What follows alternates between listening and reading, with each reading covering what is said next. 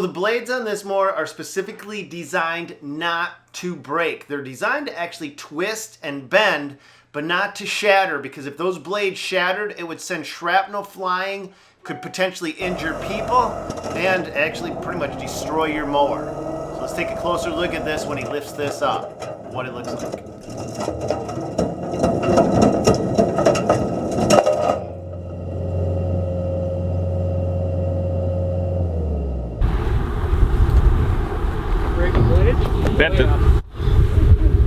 Bent it, didn't break, that's the point. Yeah. The blades are ductile enough to withstand those impacts and not become shrapnel or projectiles. That's why they're tested to that standard. Look at that. Okay, I think we did end up destroying this one, you guys.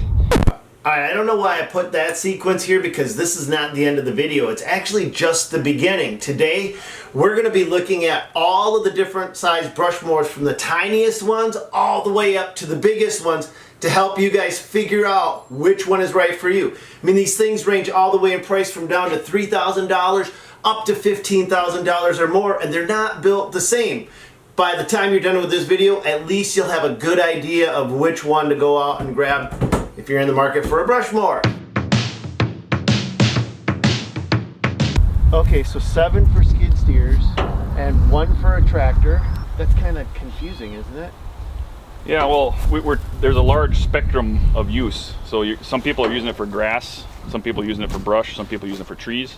Okay. And so if you can make a model that focuses more on just part of that spectrum, you'll have better performance overall. Well, how is a guy supposed to know which unit to get when there's so much choice out there? I mean, we're talking about, these guys are going to be spending anywhere from $3,000 for the baby mower on the end up to $15,000, 5 times the amount for the big dog that you sell down here. And then there's other companies out there making them as well. So hopefully we're going to clear up that confusion today, because we are going to cover when you want a direct drive or a right drive motor, when you want 2, 3 or more blades spinning underneath, what a stump jumper is, what kind of stump jumper you want. And we're going to start with what we consider to be their flagship model, which is a model that has more features than most typical mowers out there, and kind of go down from there and go up from there as well. So let's do this thing. This is kind of like your go-to model. Yep. Right here. Yep, we call this the brush buster. Okay. Most skid steers out on the market, they're either small to medium sized, because they're the most economical. Most people aren't using them in contracting type, jobs. They're using them on the weekends and whatnot. So the most common skid steers are, let's say, medium sized. Right. And so our focus on the medium sized skid steers is right here. Okay. Especially the brush buster model. But now there's direct drive motors. There is right drive mowers. Is it even called a right drive? Yeah, we call them right angle drives. Right angle drive. Yep. Okay. So we got a couple examples here. And you guys use both, right? Yeah, right. So on our smaller mowers, where we're trying to maintain a higher tip speed, we're using a right angle drive, because we can use a 2-to-1 speed increaser inside of here. So that's big, because it allows you to use a larger displacement hydraulic motor. And the reason we do that is because some of these skid steers, you have to be able to meet the flow requirements of the skid steer itself without overheating. Okay. And if you use a really small motor like you might have to on a direct drive, then it's like breathing through a straw. It's just pushing so much flow through that tiny little motor that things get hotter, they overwork, and they're going to wear out quicker. Okay, so here's the thing.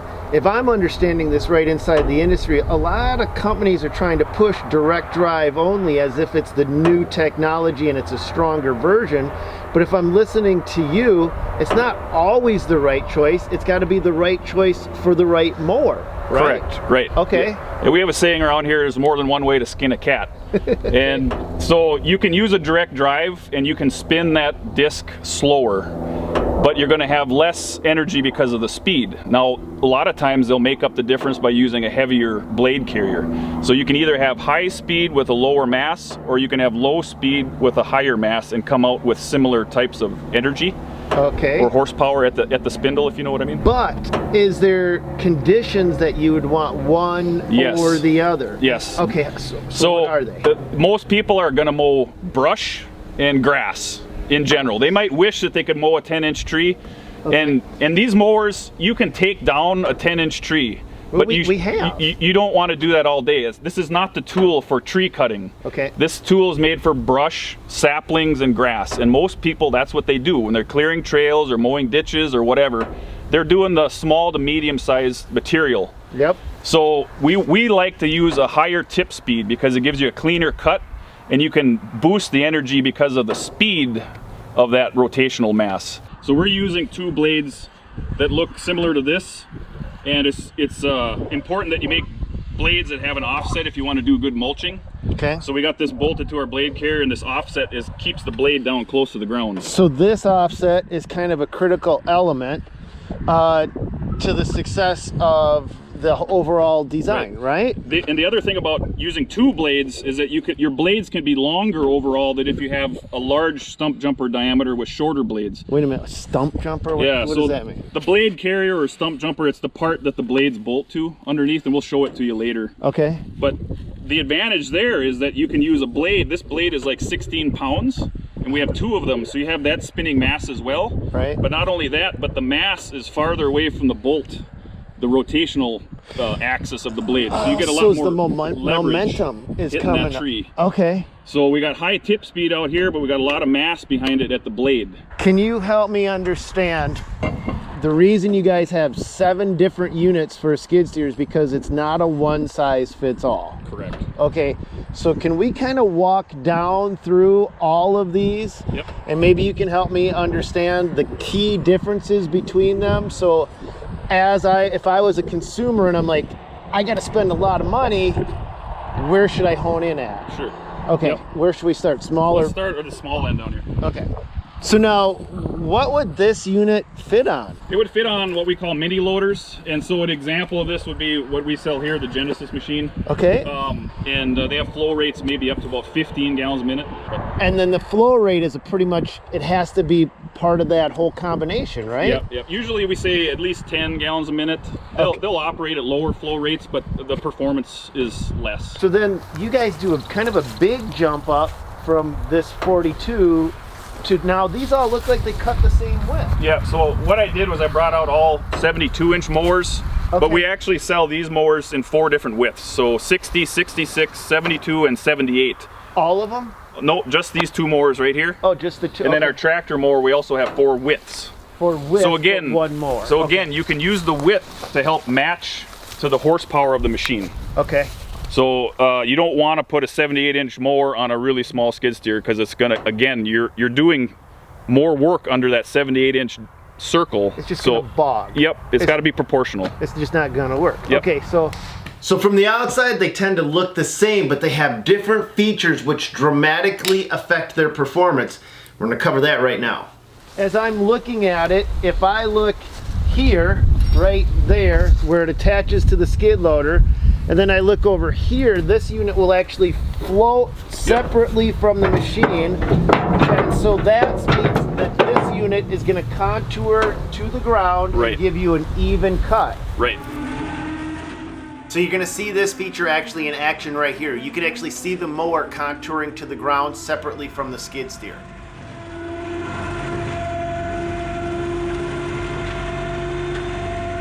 One of the sales guys said, nobody mows a football field.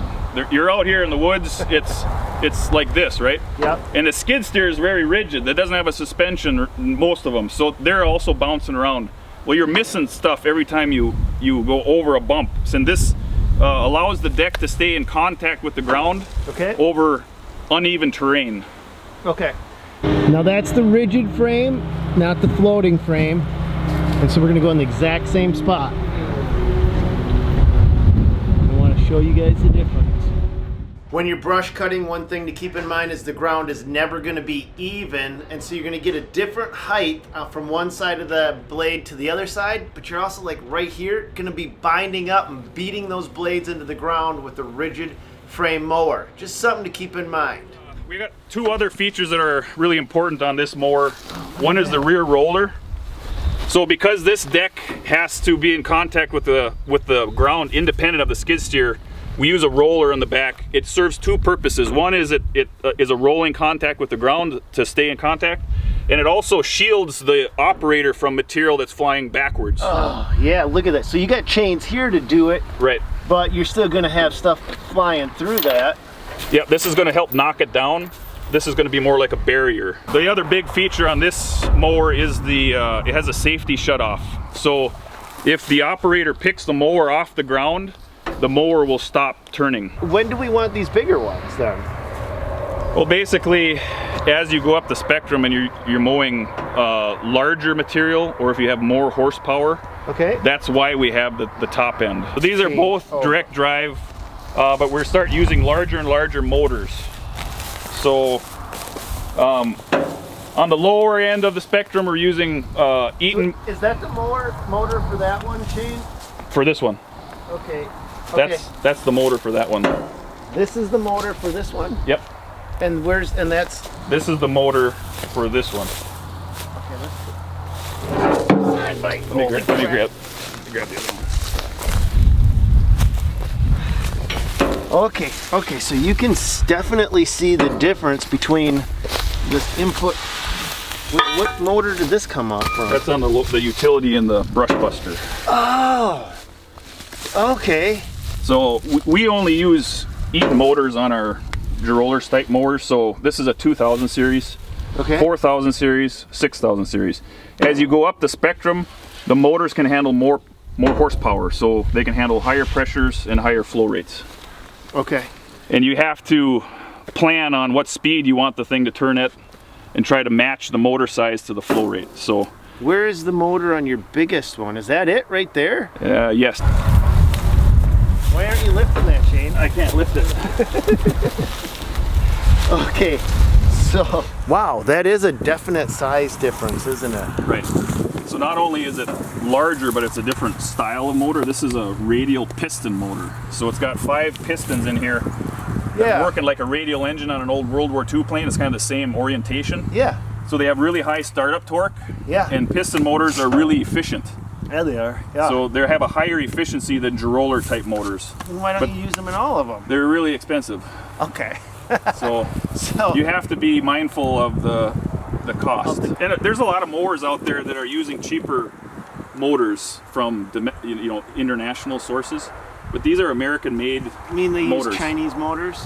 I wasn't going to say that, but yeah. Okay, and these are Eaton's. So They're made in Oklahoma. All right, Shane, let's go underneath and see what's going on here, if you don't mind. Sure. So a couple of points that we want to bring up here. One, the first of all is the deck itself, the structure. Yeah. On our new brush buster, we've got a ring here that runs the full diameter underneath. And that's for a couple reasons, but the main reason is to stiffen the deck. It's another stiffening agent, but it also helps kind of keep the material from wanting to climb on top of the blades. It keeps it down. When you're talking about components that you want to last a long time, so when you hit something like a rock, you're not going to see these rocks, you're going to hit them. Yeah. These blades have a certain amount of flexibility to them, which are hard to show here, but they'll actually deflect and go over some obstacles and then come back straight. So the reason we want that is because you'd rather have the blade flex a little bit than snap off a shaft or bust something else upstream. Is that not just the way everybody does it? Well, when you use larger blade carriers, this part here, larger diameter, Yep. and you use shorter blades, the blades are a lot stiffer, and the blade carrier itself is a lot stiffer. So that's why you have to use bigger bearing carriers on these larger mowers, because all of the shock load's going into the shaft. On these smaller mowers, a lot of the shock load gets eaten up in the blades themselves. We use a blade carrier, and we sometimes call it a stump jumper or a dish pan, because it uses a spin-formed 1/4 inch thick plate of steel, and it's backed up with a 1-inch bar on the backside where the blades bolt. The reason for that is so that you have a ski toe effect when you come up to obstacles that will help ride the deck and everything right over the top of obstacles. It'll go right over the top of it. Right. Some mowers just use like a bar, or some of them use a blade carrier that might be a laser cut plate that's maybe triangle shape or whatever, but this again adds to the longevity of the components because you're less likely to see those big shock loads.